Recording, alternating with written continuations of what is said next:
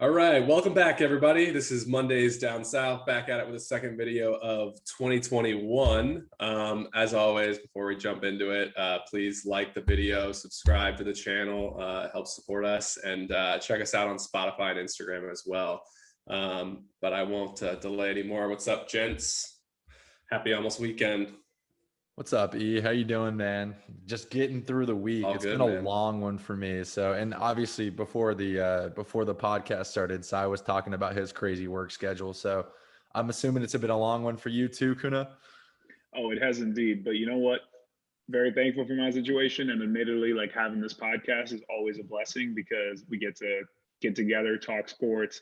It's one of the best ways to, get a little good energy going and keep the week moving along. So I always appreciate being able to come on here and talk some sports and appreciate all the people listening. So I'm ready. And obviously today's a big day for me in sports. So it's kind of worked out pretty well today, huh? Yeah, let's do it. For those that hadn't seen, obviously today had some breaking news, which is perfect time for the pod. Obviously, last week at the end of the episode, we talked a lot about Carson Wentz and where we think he's going to go. Well, now we have an answer. Carson Wentz is headed to the Indianapolis Colts for a, keep me honest here, third round pick and a second round pick that could become a first round pick. I think I'm assuming depending on how many games he plays and that kind of stuff. So I guess Sai, you like to go last, so I can maybe Zach, you want to give your takes on the trade? Who you think I'll tee it off for you. I'll tee it off for you. So I've been pretty critical, and Ev has too, of Carson Wentz over the last couple of months. And I mean, it's well deserved. The man threw 16 touchdown passes, one per game last year and 15 picks. It was completely abysmal. And, he definitely deserved a good portion of the credit in Philly. But I was thinking about this more and more, and I feel like I've just exhausted all my options of critiquing him. And I'm now just like, I feel like I have to just like rebuild him back up. But I actually really like this. I really like this move.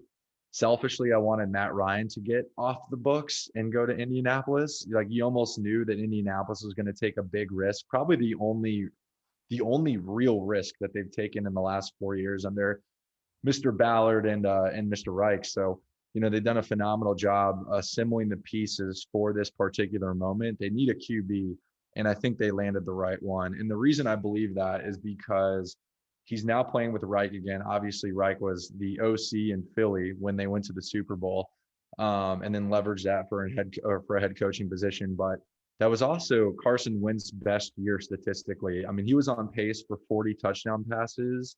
Obviously, he got hurt. He played 13 games, and I think he threw 33 touchdown passes at that point in time. So, I mean, he was on the brink of an MVP season before his injury. And so, very successful playing with Reich. Now the boys are back. They're reuniting in Indianapolis. The offensive line is amazing. And that's something that I don't feel like Carson has experienced in quite a while, just given the injuries of Johnson and Peters. I mean, Peters is old now at this point. So I really like it. I really like what they could build. And I'm excited to see what a confident Wentz with the ability to throw will do in Indianapolis. I'm excited to see what could come out of that situation. So that's kind of my initial outlook. Yeah. I definitely think like best fit for player, definitely 100%. I think great fit for team, obviously, as well. I'll love this move when they pair it with a good backup quarterback as well. Because my worry about this, and I mean, everyone that I've listened to is very much on the, this is, the Colts fleeced the Eagles here because obviously, it didn't take much to get Wentz. But let's be very clear on what they're getting. They're getting a guy that was last year with no offensive line and no weapons and a mess of a front office, all that kind of stuff, was like the worst quarterback in the NFL, the worst starting quarterback in the NFL, whose teammates and all that kind of stuff hated him for all we can tell. And don't get me wrong, I think there's a very good chance that Reich fixes him, and his cap hit is still $25 million for you guys. So as much as I love that you didn't have to give up much, and I do think this is a great situation for him and the Colts, I don't know if I love it if you're putting all of your eggs in Wentz's basket without pairing him with decent, like Jacoby would be perfect. I don't know, maybe it's too expensive, because then you're getting in your quarterback room is, $30-40 million. So that's my one concern, is that if you put all your eggs into Carson Wentz's basket, you're risking losing this massive window that you've created with how awesome you built your team, because Carson Wentz isn't fixable, is my worry. But if you do sign a solid backup that could come in if Carson Wentz is unfixable, then I'll feel a lot better about it. So a few notes. I'm going to start from a managerial standpoint. The trade was second round conditional going to first if he plays 70% of the snaps and we make the playoffs. That second turns into a first, or if he plays 75% of the snaps, no matter what, that second turns into a first round pick. So here's the thing. In order for this trade to work out better for the Eagles, they need Carson Wentz to be good again, which is very hilarious when you think of the irony there, because you trade a guy away, and if Carson Wentz reverts anywhere back to MVP form, especially at his age, then this is going to be a fleece, even if they end up getting a first round pick, because it's like you give a franchise quarterback away that if he rediscovers some sort of magic there that he used to have back with his boy Reich, like we're talking a guy that is worth all the money that you're paying for and something that's hard to replicate. And admittedly, a guy they drafted so high and gave up so many picks for to get him, it's kind of like it's not going to look good on the Eagles, right? In that way. But I'm thankful to the Eagles, because initially they came out with some absurd talk of like 2 first-round picks or some nonsense like that. Yeah, that was a bluff. Yeah, I mean, a complete bluff. No, like, you want to touch on that, Zach? You want to touch on that? Go ahead, Zach. What, on the bluff? Yeah. Oh yeah, that was a bluff of other proportions. That's like me at the poker table. I was going to say that. That's like me at the poker table. Neither of us can lie, so it's like. I was about to say, like, I'll throw in. I mean, just for a quick snippet for the viewers here. I mean, when we were playing poker back in December, and every single time I threw in like a good chunk of chips. Like we're talking a couple of reds, guys, or whatever the $5 one is. And every single time I did that, so I would take this long look at me. And of course, I've gotten like a couple of other guys in the fold, complete bluffing. So I would take one look at me, shake his head, and then just match me. And I would come up without even a pair. So, I know exactly what Philadelphia is doing in this particular example. But yeah, go ahead, Si. Sorry for interrupting you there. No, I was just cracking up because like they said that, and then you look at Matthew Stafford's price tag and you look at Carson Wentz's price tag, right? Stafford 2 first-round picks, another quarterback that obviously commanded a lot of money, and another pick. And then Carson Wentz is a third and high second. It makes sense because Stafford has been more successful recently. But when you look at Wentz, like we're talking about a guy that was like this close to being an MVP. And admittedly, it's been a couple seasons since that's happened. But I will say one thing before I start talking about like what I think of it, what it means for the Colts. I don't want people to think that all of a sudden I'm like trying to give Carson Wentz credit when admittedly, I don't know if you guys remember, but throughout all last year when we were on this pod talking about the podcast or talking about Carson Wentz, both of you guys were out. And I was the one sitting there being like, at the end of the season, I changed my mind a little bit more. But the entire like first half of the season, if not longer, I kept saying, yo, no offensive line, no receivers. Like he had every single receiver hurt at the beginning of the season, had his offensive line. Like he was getting sacked more than like I think anybody in the league, if not top 5, top 10, and definitely top 5 in the league and getting sacked. And then and he's one of those guys that likes to like take his time to make plays, right? Like he's always been the guy that like improvises and tries to make the big play. So clearly that wasn't working for him with that situation. And the other thing is Miles Sanders is good, but he was hurt at the beginning of the season and they didn't have an established run game. And with the offensive line struggling the way that it was, they weren't able to be consistent with the run and then convert that into passing, right? So all of that wasn't working. With that being said, his success was when he was with Frank Reich. And I spent a lot of time last week talking about how I think Frank Reich is a phenomenal QB guy. The QB whisperer, used to play quarterback. Everywhere he's gone, he's made quarterbacks better. And everyone that's come to him has become better. Philip Rivers is your perfect example. We had the same concerns a year ago saying Philip Rivers was a turnover machine in San Diego or in LA, Los Angeles Chargers. He's going to come over to the Colts and he's going to struggle is what people said because he kept turning the ball over. And admittedly, we had a great season out of Philip Rivers, who was an old veteran quarterback that didn't have his arm under him anymore. And we converted that into success. My thought is if we can get Wentz to come over And even I don't need him to be an MVP, guys. Like, that's not what we need. We don't need him to be an MVP. We just need him to be functional in our system and make the throws that are available to him. He has the arm to make the throws that are available to him. That's been proven in the past. The question is, can he regain that? And can a new system and a new quarterback and a new situation, a new coach and the situation make it easier for him? And admittedly, if you watch football, our system is one of the easiest systems to make throws in, because our entire game plan is lean on the run, short pass, and only take shots down the field when it's truly like a good situation to do it. Like, that's just how we design our offense. Like, we're not somebody that's like coming out there like throwing the ball 3 downs every situation, like trying to go deep. Like, that's just not our motto. And he's coming in with a built offensive line. You got Jonathan Taylor, who just rushed for 1,100 yards and caught 300 yards receiving in his first season as a rookie. You got him, and then you got Nyheim Hines in the backfield, who's going to be the perfect complement for a guy like Wentz to take some pressure off him. You got one of the best offensive lines in the league, and you got a solid defense. I'm super excited. All that being said, I'm super duper excited because I thought he was going to cost more than what he cost. And our alternative options, I don't think would have been as good, because yes, there's more risks to this in the sense of, you know, he really struggled last year. I mean, people argued that he was the worst quarterback in the NFL last year with his numbers. He really did. But the upside is so much higher than anyone else that we could have gotten. And like Ev said, it's important to be wary of having somebody else that's like a backup to replace him. But was it worth the picks that we gave up to take this risk? I 100% think it was. Like, if it was like a guaranteed first round and a guaranteed second round, or like, you know, 2 second rounds or 3 second rounds, I would feel much different, because I'd be like, dang, this is a little bit more nerve-wracking in the sense of it. And then on top of all that, guys, we got Carson Wentz, and our cap room right now is at 140 million. The NFL cap, they're saying, is going to be 180 million. So we still have 40 million in cap room. We're still going to be top 6 to top 8 in cap room, even after getting Carson Wentz. That's why I love Chris Ballard. That's why I love Chris Ballard. That man, from day one since he came into that front office, has always made the right moves in the sense of his signings, in the sense of his drafting, in the sense of how he handles money with his players, in the sense of who he's traded for. So if there's something that I'm going to do as a Colts fan, and I bet you 100% of Colts fans, or not 100, but majority of Colts fans would agree with me, we're going to trust Chris Ballard and Frank Reich. And our number one concern now is we need to go get a left tackle, because Anthony Costanza retired. I know that's what Ballard's going to do. I know he's either going to draft one, or he's going to move Nelson over, or he's going to do something, and we're going to take care of that.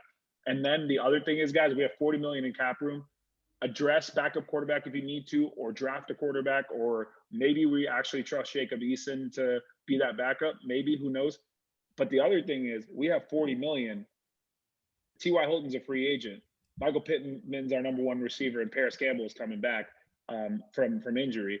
We got $40 million, and we have Allen Robinson, Chris Godwin, and plenty of other young wide receivers that are dynamic out on the market to potentially be able to sign and put on our team, and also go get a corner.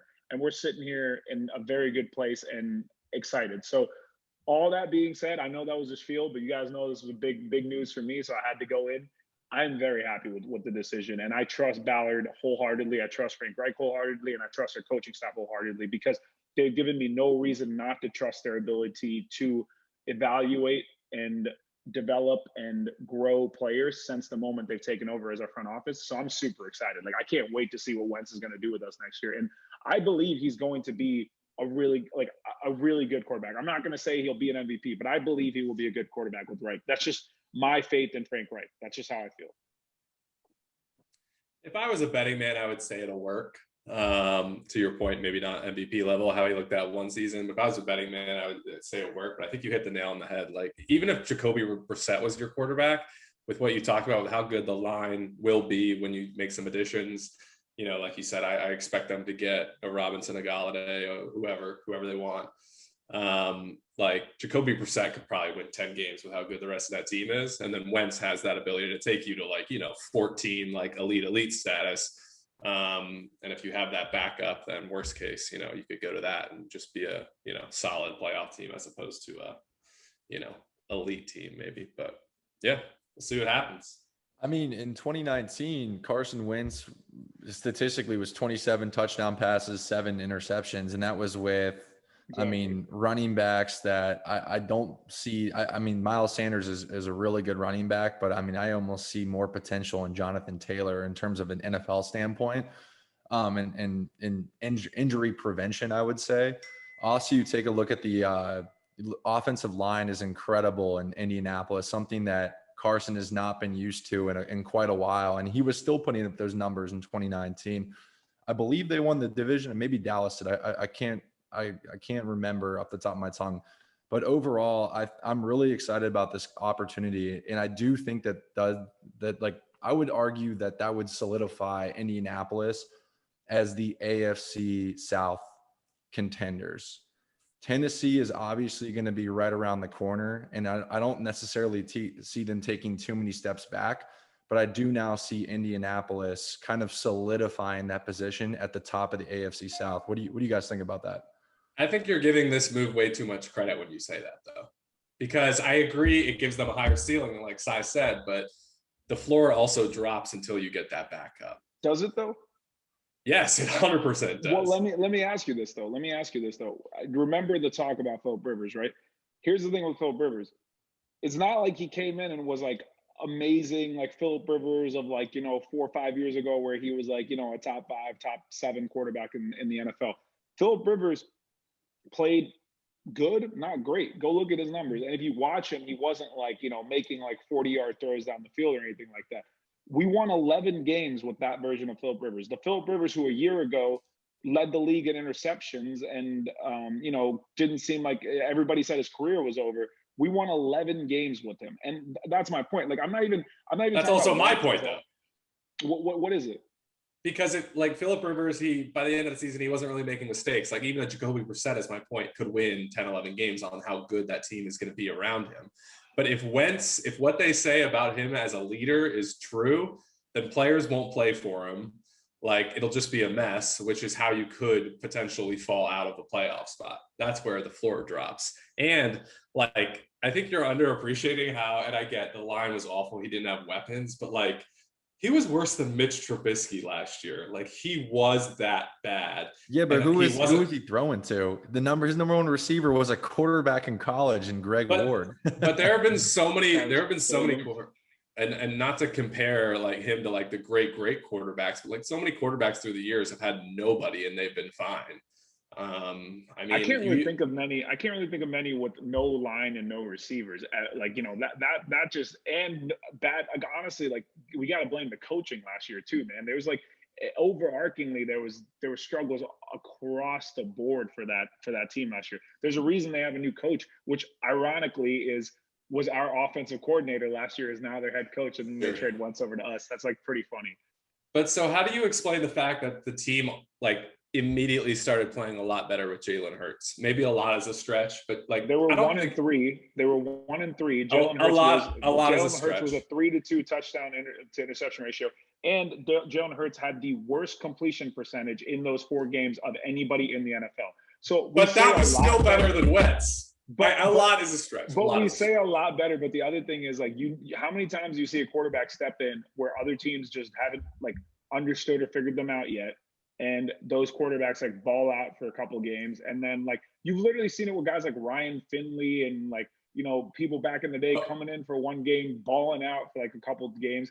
And then the next year they get paid or whatever. And then they don't turn it out. This isn't even me dissing Jalen Hurts. I'm sure Jalen Hurts will be good. He's always. I think he's terrible, but either way, but my question is, why do you think that happens? And this is my whole point about Wentz. Why do you think that all of a sudden these backup guys, when they take over for big ego, bigger name starters, all of a sudden play well? Why do you think that is? Because the line and the team around him, they don't want to play for those kind of guys that are all about themselves and are big egos, and that's what they've said about Wentz. Sure, I think our guys do. Otherwise, we wouldn't have traded for him. Here's the thing. We'll see. I'll say this one more time. I trust Ballard and Reich, because there's no way they make that move unless they know that they feel that they can turn him into somebody that they can win with. And the other thing is, he doesn't need to a quarterback needs to be a leader on the field in the sense of how he plays the game.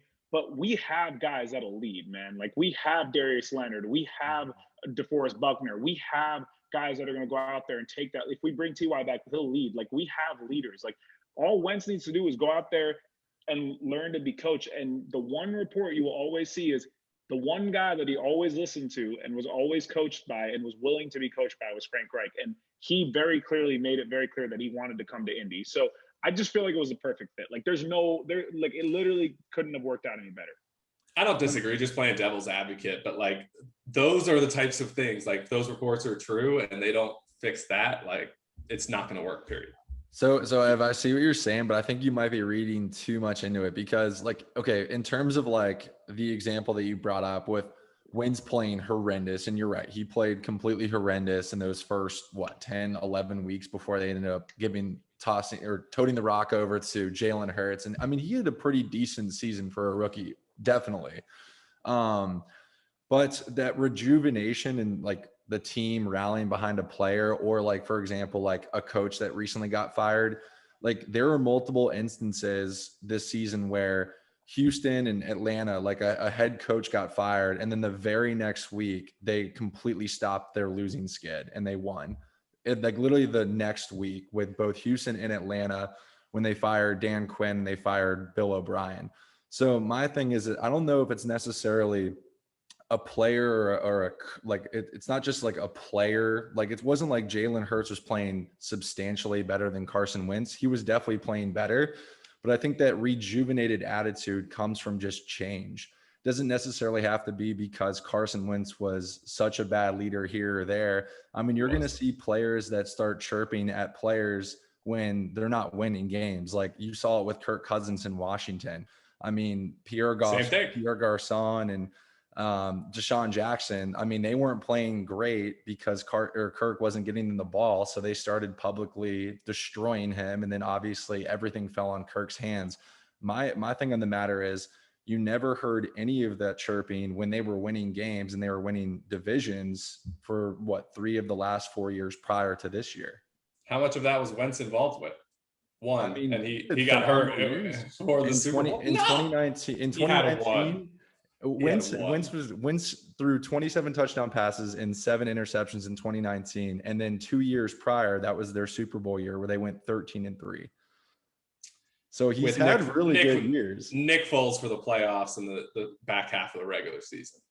I'm just saying, that's how good that team. You didn't hear any players chirping at that point in time about how bad of a leader was when him and Zach Ertz were lighting up the scoreboard. So that's my opinion, but it is interesting. I see your point.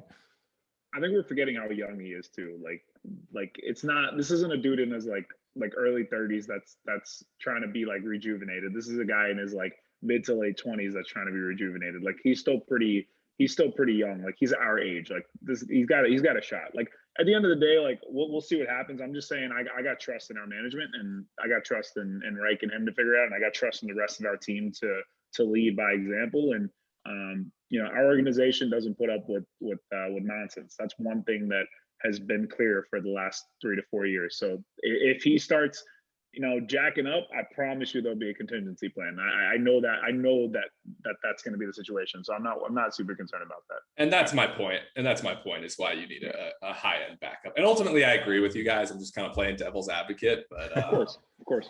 What was I just going to say? Damn it! I was going to wrap it up nicely. Wait. But, so actually, I really wanted to stay on the. Oh, sorry. Go for it. I just wanted to say my ultimate point was. In the media today, it's like I've heard, and even here, it's like everyone just has a whole laundry list of excuses for Carson Wentz, which I think is incredibly unfair on a lot of levels. Not that I think he deserves all the blame as well, but let's be clear, he's been horrible for the last couple of years, and there's been a lot of bad reports about him off the field as well. So. But carry on to the next topic. I mean, I'm just glad he didn't go to Washington. Goodness. I'm happy because the Colts, I mean, we never wanted Wentz, and the Eagles probably wouldn't have traded him to us anyway. But that just takes another quarterback's, interested team off the board. So, and one that had probably more to spend in draft capital in cap space. So I think anytime anyone has had success on a large scale level, even if it was for like one season and admittedly, like only last year was the only horrible season Wentz has had. Like his other years were like at least average, if not better. But anytime someone's had like success on a large scale and they're still young and they get traded to an organization that's good, this is going to happen every single time. Like no matter how bad they were, like you'll see it with any example. If somebody gets traded to another organization and they had success before and that organization has won recently, there's always going to be talk of like excuses, right? Like it's just going to happen. And I'm not saying they're warranted. I'm just saying like that's how the media is going to handle it. Like it's just the excitement in the moment. Like couple games into the season, you could see if he loses his first game, people might just like absolutely bash him, right? Like that's what you're gonna. That's how the media works, and like that's just what we're gonna have to be accustomed to. Anyway, that's probably enough Colts talk for the rest of the offseason. Unless we make any massive signings, I don't want to keep our viewers only on Colts fan as much as I love my Colts. So we can jump to our topic. Zach, I think you had something to say, so go ahead, bro. So I wanted to stay in free agency and stay in the AFC South, but we don't have to talk about the Colts. Where do you guys think? I wanted to get your opinion of where JJ Watt goes. Are there a particular spots that you think would be really advantageous from him? And I mean, obviously with a team too, with the cap hit of someone of that caliber. Maybe kicking it over to you. Have you thought about a couple of landing spots for JJ Watt? The one I liked earlier was actually Titans. Now, I don't think JJ's like that resentful towards the Texans and wants to like stick it to them. But the little tweet I said suggested Colts and Titans to see if he wants to stay in the division. I would like to see the Titans get a nice big impact player on the end of that line because I'm a Titans guy. So I don't think we would sign Watt. Yeah, I don't think Ballard would put the money into Watt. And it's not because Watt's not good. It's just it's not Ballard's MO unless you can get him on a discount because he's willing to come try to win with the Colts. And I just don't think he would take a discount to play with the Colts. I think if I had to guess, I would be surprised if he didn't. Of course, Colts Titans have Super Bowl aspirations, so that's why it makes sense that people would talk about him. I'd be shocked if he didn't go to a team that wasn't clearly entrenched as a playoff, caliber Super Bowl competitive team. And my mind goes to Wisconsin, obviously, with his Badgers connection and his wife being in Wisconsin. Obviously, Green Bay, the veteran presence of Aaron Rodgers and Devontae Adams and these guys. Like, I could see him wanting to have a good time and playing with Zadarius Smith and the other Smith together and kind of create a nice little combination of rushers over there.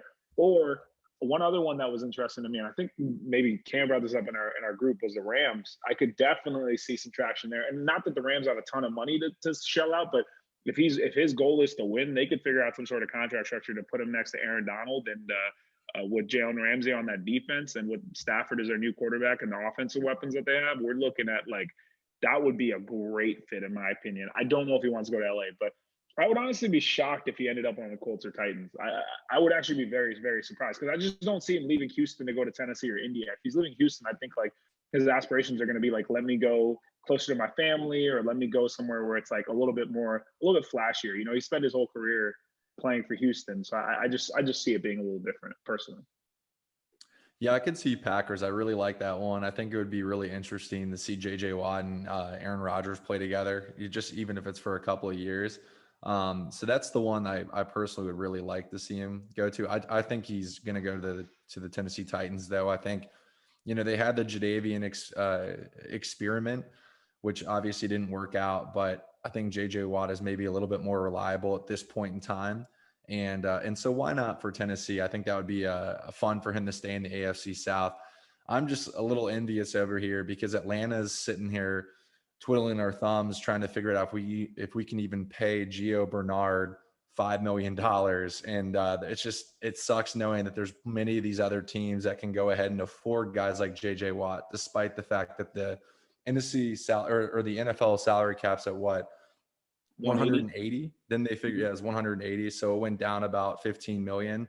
So, I mean, that is just bad news bears for Atlanta, knowing that we're paying Matt Ryan and Julio 60 million of that 180 million. So we've got a whole variety of issues. Start trading. I saw a rumor, Zach, about Calvin Ridley to Washington. It was just some nonsense, like arbitrary trade rumor, but I was like, oh. So he's the guy that we're actually going to maintain because he's still on his rookie deal. But I think people have woken up and smelt the coffee of Matt Ryan's contract, because I think that's the only other contract that's worse than Wentz's. So yeah, it's bad right now on the free agency side of things.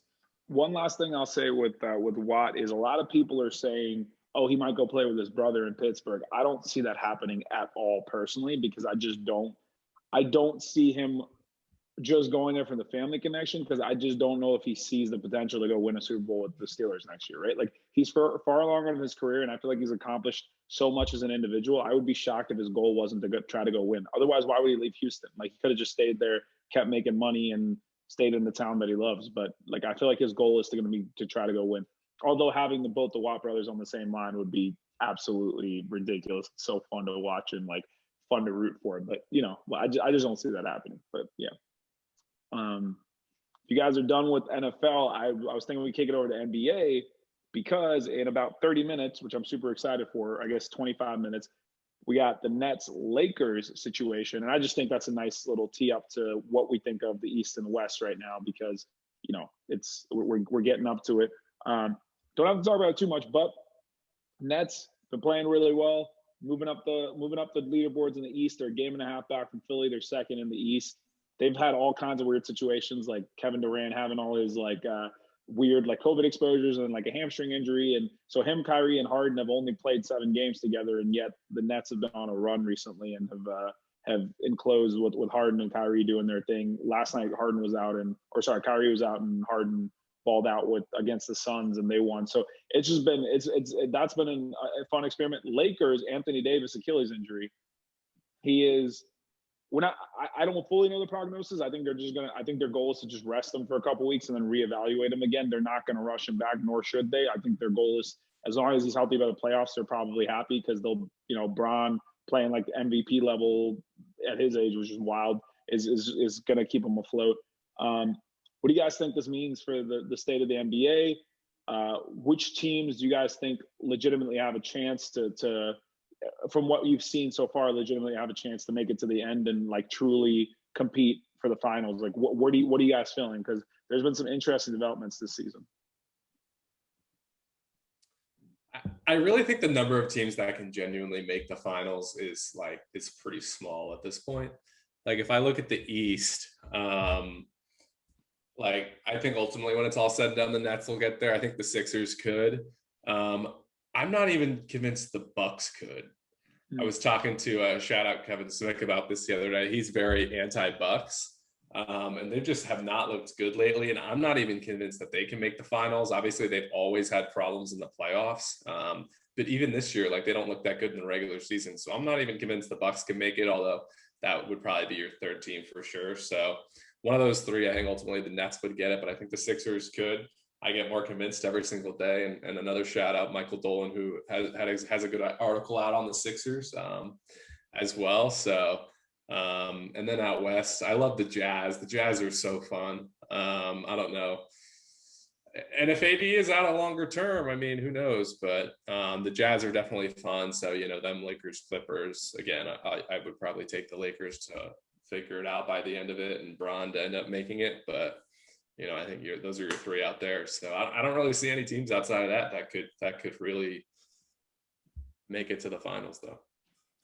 Yeah, so that's probably why I'm so confident on the Bucks, is because they're having like an inverse season where they're not as good in the regular season, and maybe they just snap into it come playoff time. So we'll see if that ends up panning out. But on the West side of things, I do really like the Jazz, but a team I like even more is Denver. And obviously, I mean, you're going to have your LA conglomerates most likely find their way in the Western Conference Finals, and ultimately one of them is going to square off in the finals against an Eastern Conference team. But one thing I really like, and it's obviously not set in stone yet, is the more I look at the Bradley Beal situation, boys, the more I think he's going to get traded. It's complete political talk. Bluffing on Washington's end. They're both just saying, oh yeah, we both, really want, we want to keep Bradley, and Bradley's loyal to the organization. I think they're going to try to ship him off while they can. And if he goes to Denver, and Denver could make this work, they could probably spend Carter Williams or Michael Carter Jr., send him over and back to Washington. They could use him as a pawn in this trade. It could happen. And I think with Murray struggling a little bit with his inconsistency, but obviously they have Jokic and that three between Beal, Jokic, and Murray would be fantastic. If AD gets healthy and the Nuggets make that trade, the Lakers still beat the Nuggets. I feel very confident in that because defensively, there's nothing they can do. Their problem last year was that Anthony Davis and LeBron James were taking them to town down low because there was nothing, absolutely nothing they could do. And making that trade arguably makes them worse defensively. No disrespect to Bradley Beal. He's absolutely amazing. Again, I think he's one of those guys that just doesn't get enough credit because he's stuck on the Wizards, but the man is averaging like 34 points per game. And admittedly, if you're a great offensive player and you're on a team that allows you to shoot the ball as much as you want, your numbers are going to be inflated a little bit. So that part of it is, his usage is wild. But I just think like even then the Lakers would still beat them if they had AD. I'm with Evan on the Jazz train. Like you can't sleep on the fact that they won 17 of their last 18 games or something like that. Like it is wild how good they've been playing. And it makes so much sense because their chemistry is arguably the best in the NBA. The way that team vibes with each other, Mike Conley is stepping it up after being there for a year. Donovan Mitchell's on a mission. Gobert's got the big man presence down low. They're just a well-rounded, well-oiled, deep team. That's a team that could really get fits if AD is out. If AD is healthy, like the only team I see beating the Lakers is the Clippers. The only team I could see beating the Lakers is the Clippers, and that's if the Clippers like play next level in the playoffs. Because even the Clippers, who are supposed to be a team full of depth, have not had the greatest contributions from their like role players. Like Lou Williams isn't playing the way that he was a year or two ago. Like Montrezl Harrell's on the Lakers now. Like the Lakers got better from last year, and the Clippers got worse. And AD, if he comes back, like you're looking at a Lakers team with LeBron arguably playing maybe better than he was last year in the regular season in the West. On the East, the Sixers, I'm with you, Ev. Like they're the team that I see like being that competition for the Nets. They're the 1 seed, so technically we should say the Nets being the competition for them. Embiid has been incredible.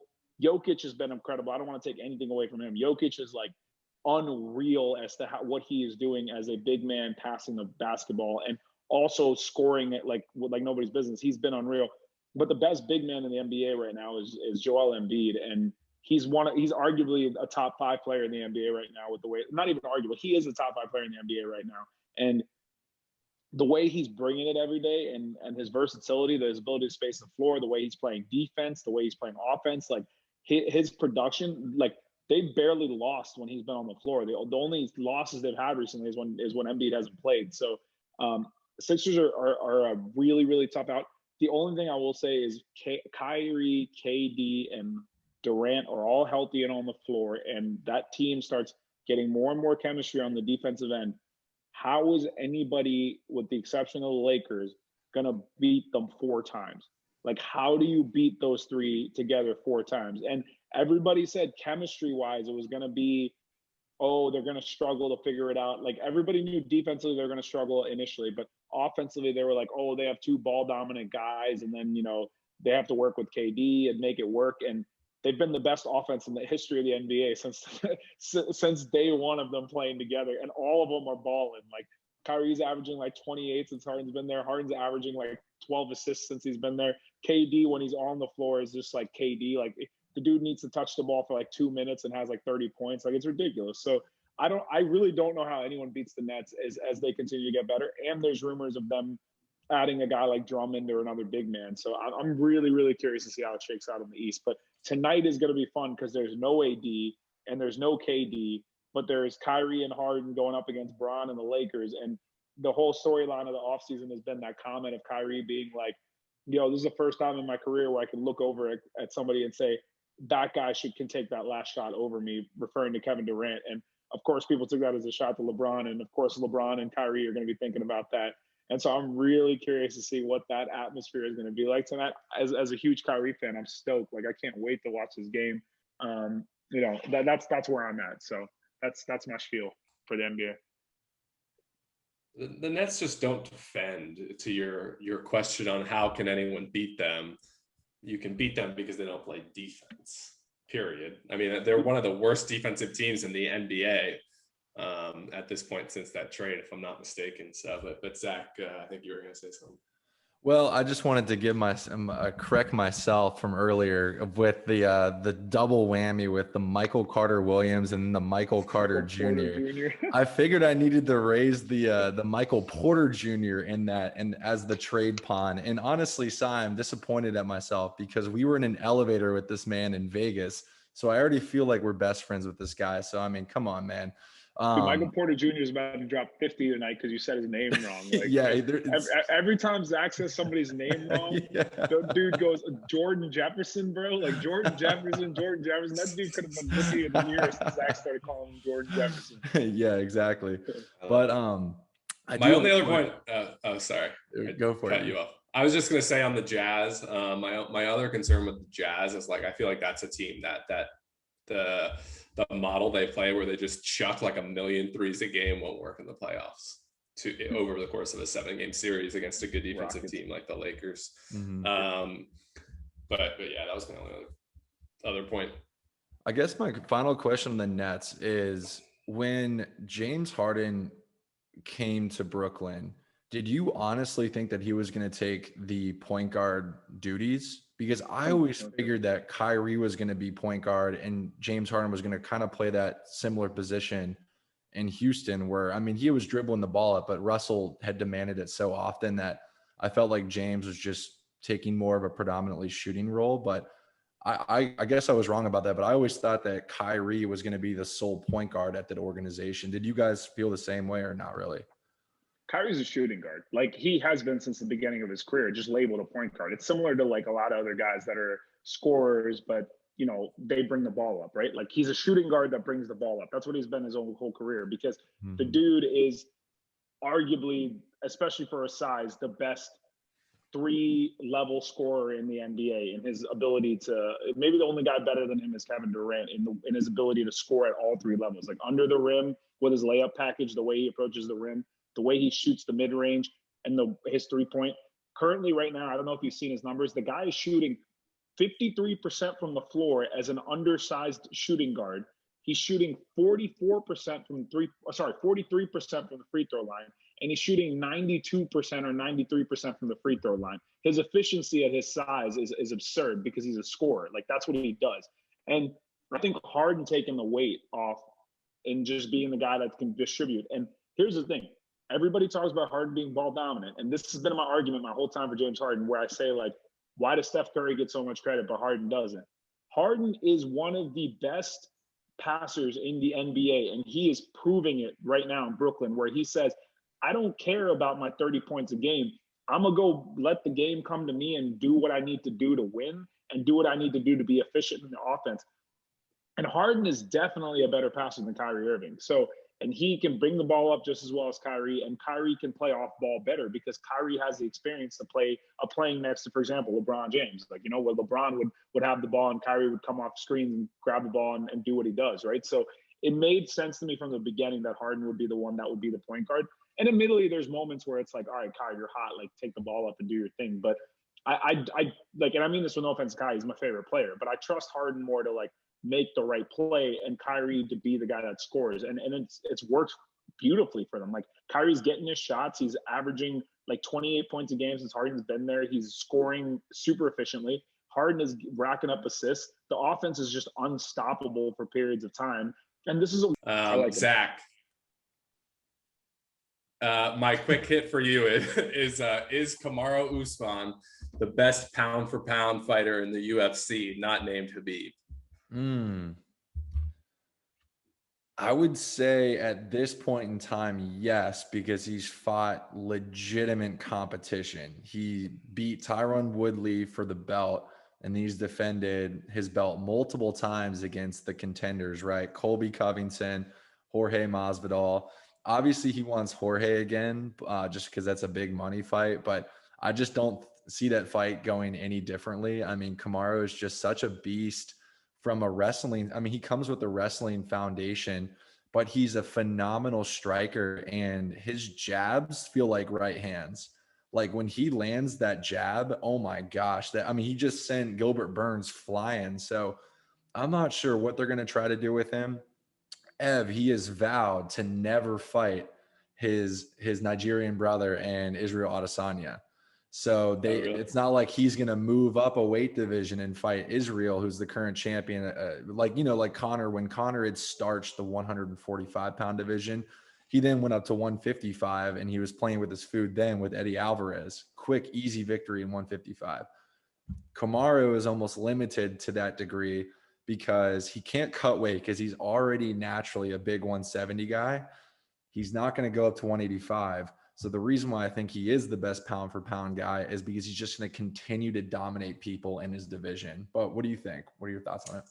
I love it. It's hard. I mean, I'm kind of anti John Jones, plus just because of inactivity. I almost think he can't count, even though he's like arguably, the GOAT. Mm-hmm. And yeah, I think Kamaru, like, he gets slept on, but he genuinely deserves to be in that conversation. Like, Adesanya is on his way there, but he hasn't done enough yet to, he's just too, hasn't had enough fights under his belt to deserve it. But yeah, man, I think he deserves that kind of talk. That jab on Gilbert was ridiculous. Oof. And I'm the Masvidal fight, man, it's hilarious because usually like UFC fighters, they like talk up this scenario of, oh, I've been like trying to get this fight and the other guy keeps backing out.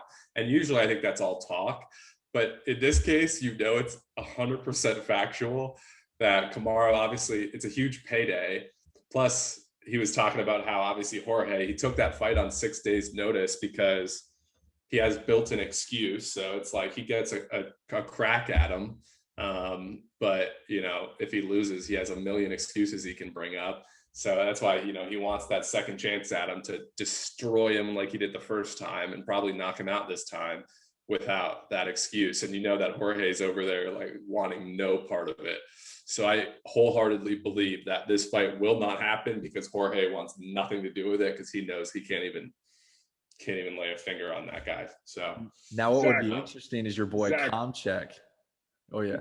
I didn't mean to cut you off. I was just gonna say, where's your love for your boy Mike Chandler MMA, man? Where's the love for that guy? Where's the love for him, man? Dude, I heard him talking that. I saw those highlight reels of him talking that big talk a few weeks ago, like yelling at everybody, telling him to give him McGregor, That's right. So I'm really appreciative you brought that up because Mike Chandler went full Ric Flair in the post-game interview, or the post-fight interview, I should say. But Mike Chandler, congrats on the victory. Thank you for being a podcast snippet listener, and giving us great feedback on some of the clips we sent your way. But overall, we'll see what he ends up doing in the lightweight division. But Ev, final thoughts on UFC before we end it here. What do you think about Komchek and Leon Edwards? Do you think they end up fighting each other? Or do you think they end up fighting Kamaru at some point in time, or both? I hope so. I mean, it sucks they had to call that fight off. That was going to be an awesome one, but we'll see what happens. I mean, Leon deserves some kind of an opportunity. Like, he's been waiting in the wings for a long time, and they can wait on Khamzat. He's so young and has so much stardom to reach. So hopefully Leon gets some kind of a big opportunity. I guess.